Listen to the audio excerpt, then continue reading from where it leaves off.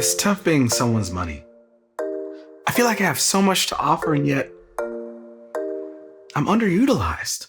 I'm stretched too thin. There's no margin. I'm either completely ignored or people are pushing me in directions I don't want to go in. I can provide so much more meaning to people beyond power boats or fancy shoes or new watches. I just want what's best for people, all right? I want them living the dream. Well, what would that look like? Terry, great to hear from you. Man, every Monday like clockwork. It's wonderful. Guinea pigs do need saving. Yes, I think giving 5% is a great place to start. You know what you and Melody need? You need to take some time away from the kids and enjoy yourselves. Take that vacation. You blew out both tires at once? Oh my goodness. The good news is that that's why we have our emergency savings. Isn't it amazing? Savings? Check. Giving? Check. So guess what? Now you get to go spoil yourself. Go get something fun, like repaint that house, go get that car, buy that new phone, consume your heart out. Not to burst your bubble, but do you really feel like that's realistic? Excuse me. Hello? Yes, just a moment. It's for you. This money. Karen! You called back! Oh my goodness, what's going on? Congratulations! You've been saving long and hard for that house. That's amazing. And you got a great rate. Even better. You're the best. No, you're the best. Okay, all right, we got a lot of work to do, all right? Okay, thank you. All right, so what we're gonna do is, first off, we're gonna make sure we get that homeowner's insurance, got a plan for that property tax, a lawn maintenance plan. Have you had someone look at your gutters yet? That's gonna be really important. Cable and internet is definitely a must so we can entertain the guests. You know what? Another thing that I was thinking for fire insurance, something they don't look at. Don't forget your umbrella policy, that's important. Okay, you know what, Doc? She's gone. You are the best. Next time, let's talk about you, you gotta up your rate. We all know this ain't cheap. I gotta go, you're a genius. Okay, woohoo! Therapy works. Welcome back to If Money Talked, where we are letting the money do the talking. I hope you've continued to spy on your money. In fact, I hope that becomes a habit for life. And I hope you've begun thinking and maybe even spending more like a manager than an owner. And perhaps after our last session together, you've taken some steps in the direction of give, save, and live. As we wrap up, I want to leave you with a big question. A question that on the surface doesn't seem to have anything to do with money, but in the end, you'll discover it has everything to do with money. And it's actually a question that Jesus sets up with a parable. This is one of my favorite parables Jesus told, perhaps because many years ago, this was the parable God used to redirect my thinking as it relates to my personal finances. Here's what he said. He said, the ground of a certain rich man yielded an abundant harvest. So let's stop right there. Here's a rich guy who now has even more wealth because the ground produced an abundant harvest. The ground, which, by the way, he had no control over. Jesus continues. The rich man thought to himself, what shall I do? I mean, this was a problem, right? What shall I do? I have no place to store my crops. And then he said, this is what I'll do. I will tear down my barns and I will build bigger barns, and there I will store my, notice the word, surplus, my extra grain. Now, on the surface, it doesn't seem like we have anything in common with this lucky fellow, but just below the surface, well, let me ask you this. Have you ever had a garage sale? Yeah. Have you ever carried a load or two or 20 to Goodwill? Right. Have you ever had a hard time finding a place in the attic or the basement for something you weren't using anymore because the attic or basement was already full of stuff you weren't using anymore? So yeah, we may have more in common with this fellow than first meets the eye. Back to the parable.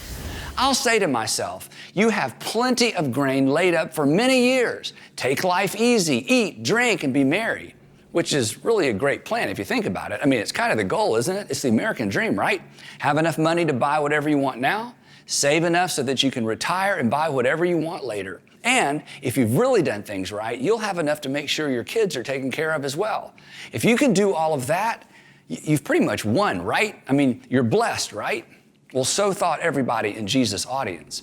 And then Jesus surprised them with this. But God said to him, the rich man, you fool. It's like, what? I mean, everybody in Jesus' audience is taken aback, just like you probably were the first time you read this parable. I mean, he achieved the goal. He's living the dream. Clearly, there's some kind of disconnect.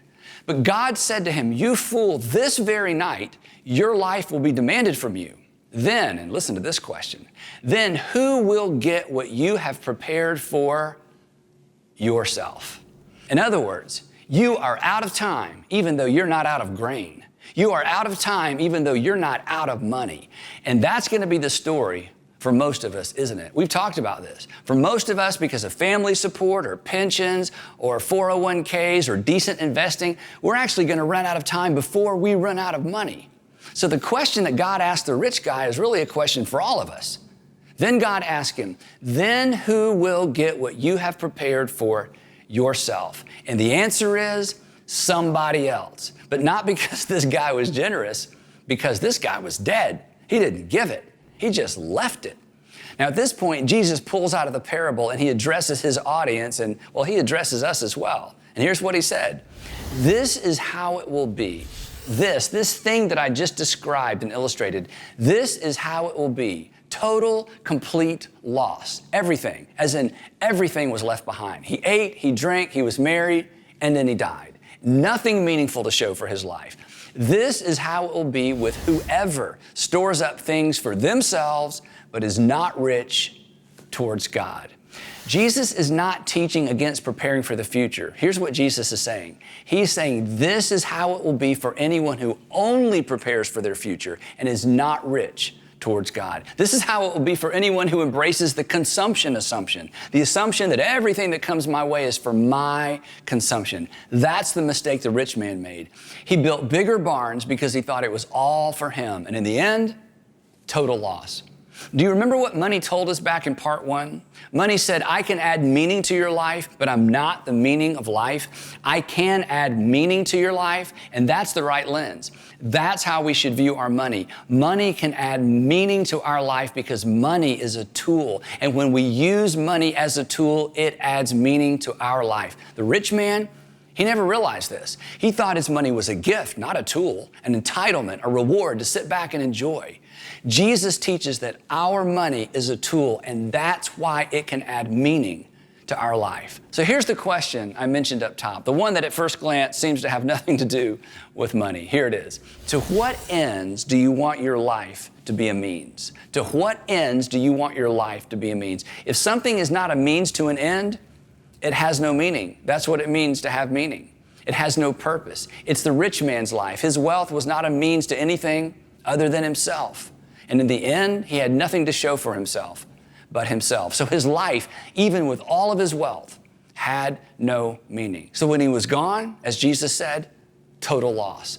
Again, for something, including your life, for something to have meaning, it must be a means to an end. So to what ends do you want your life to be a means? Here's another way to ask that same question.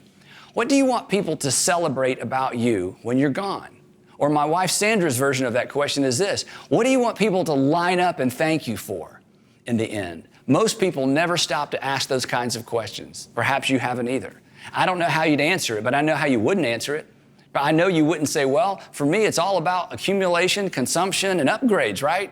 I mean, here's the thing. If you don't figure this out, life will figure it out for you. Your appetites, your desire for more, bigger, newer, shinier will dictate the answer to that question. Culture will pull you toward the she ate, she drank, she was married, and she died.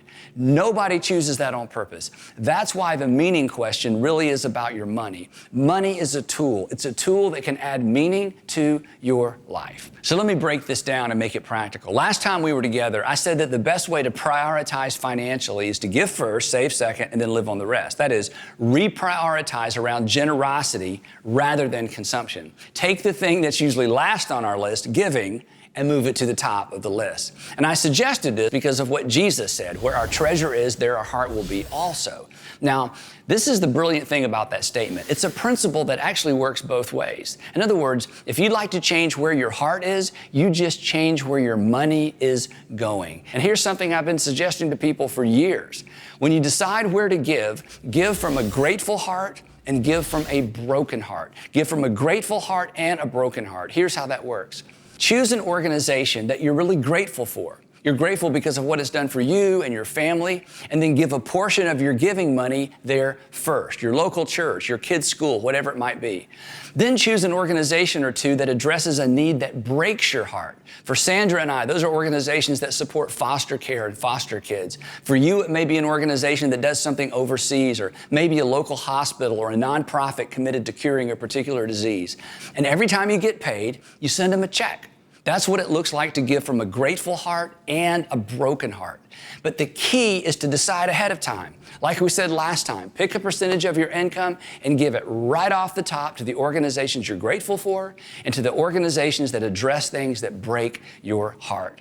Now, giving first may sound crazy, and from a certain perspective, it is crazy. But it's a better version of crazy than spending everything on you and having nothing to show for it in the end, right? Crazy is living as if your life consisted in the accumulation of stuff and of wealth. Crazy is leaving your kids a bunch of stuff they're gonna sell or throw away. So one more time, to what ends do you want your life to be a means? You should know the answer to that question before you spend yourself into a position where you can't address what matters most to you. Skip that question, and you'll just follow your money.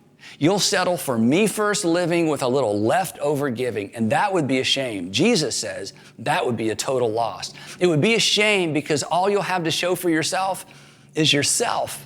But when you identify and embrace your answer to our big question, your money will follow. You'll begin to view everything you own, everything that comes your way, as a tool you can use to add meaning to your life and meaning to the lives of others as well.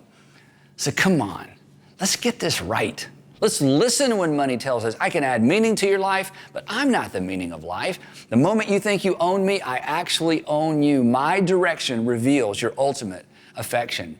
And the final thing our money might say is this, something we've touched on throughout our time together. What you choose to do with me speaks volumes about who and whose you are.